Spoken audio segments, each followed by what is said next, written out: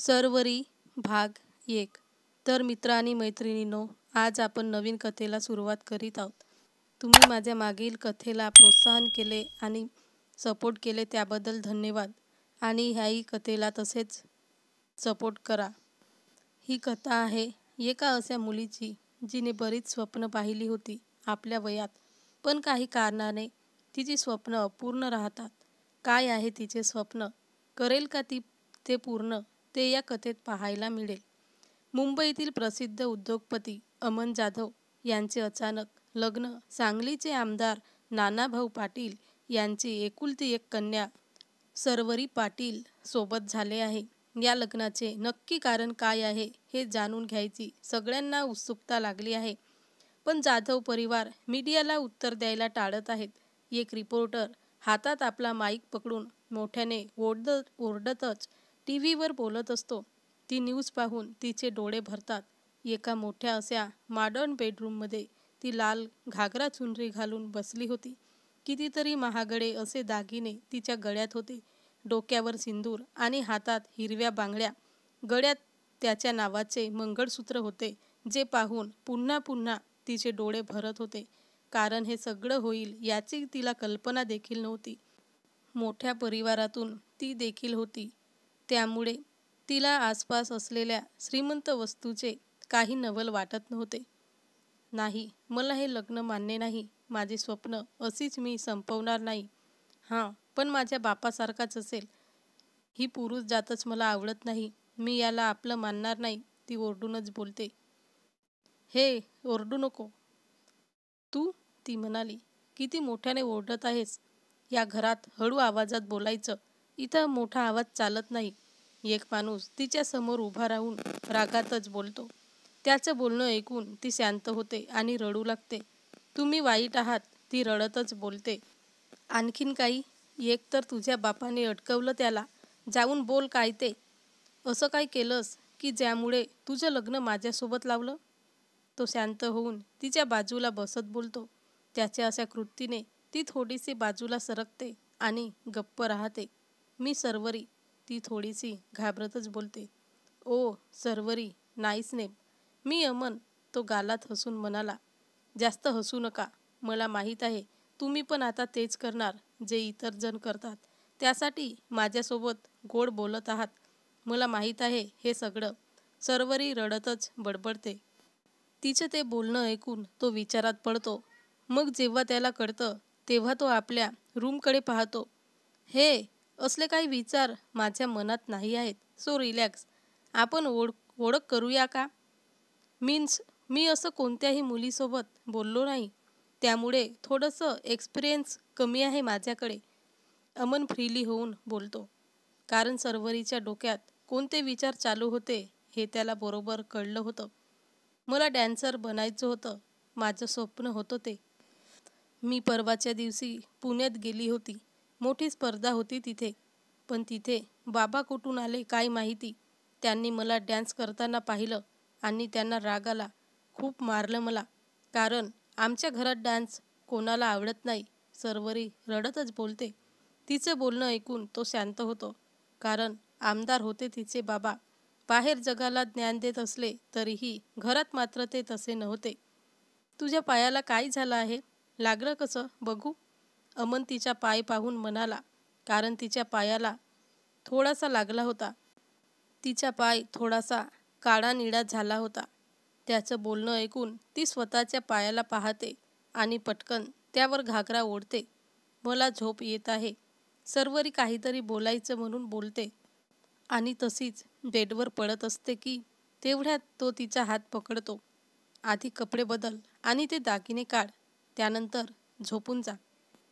Don't वरी, मी काही तुला सोडणार वगैरे नाही आहे. त्यामुळे नवरा बायकोसारखं राहायला सुरुवात केली तरीही चालेल. फक्त एक काम कर माझ्यासाठी. अमन तिचा हात धरून बोलतो. कोणते काम? ती म्हणाली. जशी तू त्या घरात राहत होतीस ना, तशी न राहता थोडीशी फ्रीली वाग. तो म्हणाला. मान्य आहे त्या घरात घाबरून राहत होती. पण हे घर तुझं आहे असं समजून सगळ्यांसोबत चांगलं राहा. बघ, तुझे विचार बदलतील लवकरच. आमच्या बद्दलचे.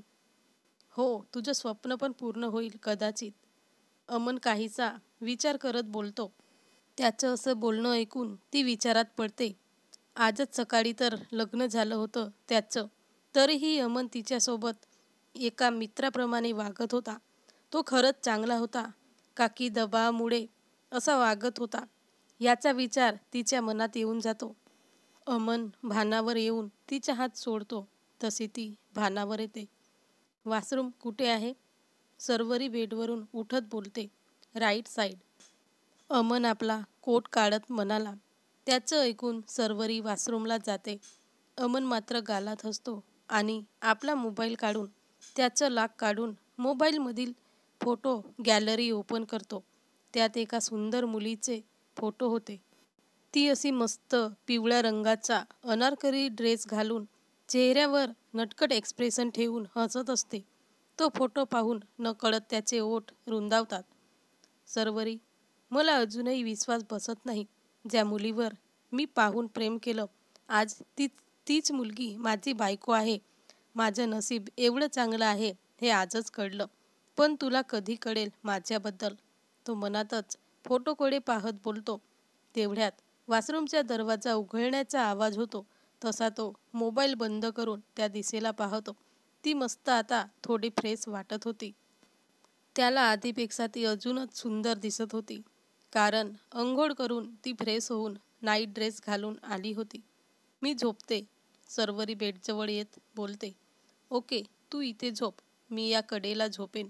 बायको आहेस ना माझी, त्यामुळे इथंच झोपेन. डोंट वरी, मला माझ्या मनावर आवर घालता येतो. तू बघ तुझं. तो एवढंच हसून बोलतो आणि तसाच वॉशरूमला निघून जातो. ती त्याचं बोलणं ऐकून न ऐकल्यासारखं करते. कारण इंटरेस्ट नव्हता तिला त्याच्यात. तिला तर येऊन जाऊन आपलं आयुष्य खराब झालं आहे लग्नामुळे असंच वाटत होतं. राजकीय कारणामुळे तिचं लग्न झालं आणि तिच्या बाबाने तिचं आयुष्य खराब केलं होतं. पण अमनचं बोलणं आठवून ती आता तिच्या पुढच्या आयुष्याचा विचार करायला लागते. ती तशीच बेडवरून उठते आणि आपली बॅग काढते. त्यात एक छोटासा फोटो अल्बम असतो. तो ती उघडते आणि त्यातील एक एक फोटो पाहायला लागते. ते फोटो पाहून नकळतपणे तिचे डोळे भरत असतात. लहानपणापासून नृत्य करण्याची आवड होती मला. किती छान छान अवॉर्ड मिळाले ना मला. हा अवॉर्ड मला फर्स्ट टाईम मी जेव्हा शास्त्रीय नृत्य केलं होतं तेव्हा मिळाला होता. घरात कोणाला माहीत नव्हतं मी नृत्य करायचे ते.